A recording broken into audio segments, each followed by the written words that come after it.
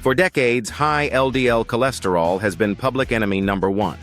But what if it's not the villain we think it is?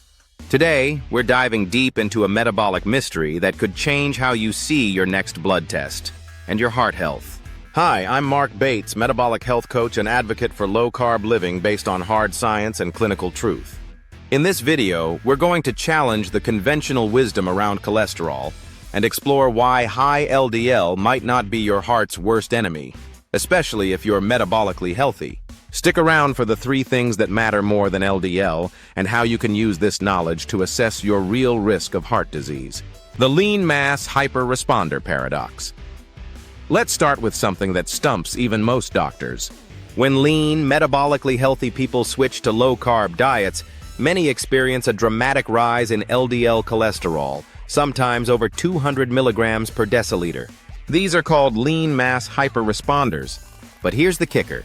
Despite sky-high LDL, they often have low triglycerides, high HDL, normal blood pressure, and stable blood glucose.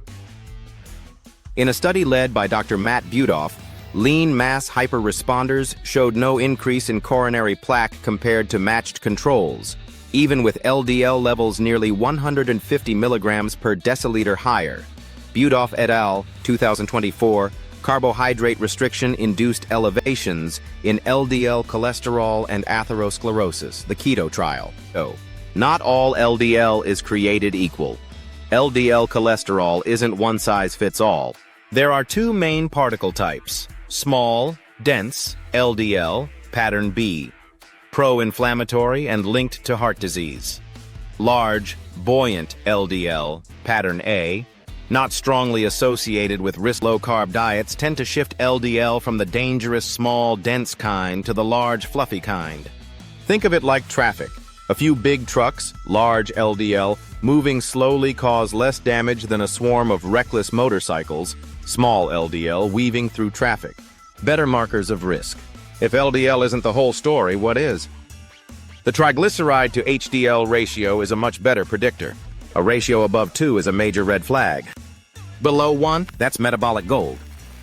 One study found people with high ratios had 16 times the heart attack risk compared to those with low ratios. Gaziano et al., a 1997 Circulation. This ratio reflects your insulin sensitivity, carbohydrate intake, and overall metabolic health far better than total cholesterol. Immune function of LDL. Here's something most people don't know. LDL also plays a vital role in your immune defense. It binds and neutralizes bacterial toxins like LPS, helping protect you from sepsis and infection. Ravenskov et al., 2003. That's why elderly people with higher LDL often live longer. Weverling-Reinsberger et al., 1997 Lancet. Slashing LDL blindly could reduce this protection. What actually causes heart attacks?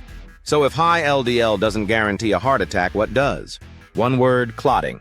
Blood clotting factors like fibrinogen and factor VIII are powerful predictors of cardiovascular events, often independent of LDL levels. Koenig et al., 1999, Circulation. In familial hypercholesterolemia, FH, it's not always the highest LDL carriers who get heart disease. It's those with elevated clotting factors and poor metabolic health. 3 takeaways. LDL isn't the enemy in isolation. It's only dangerous in the wrong metabolic context. Better markers exist. Triglyceride, HDL ratio, fasting insulin, and coronary calcium scans tell a deeper story. Context is king. If you're metabolically healthy, a high LDL might not spell doom. It might even be protective.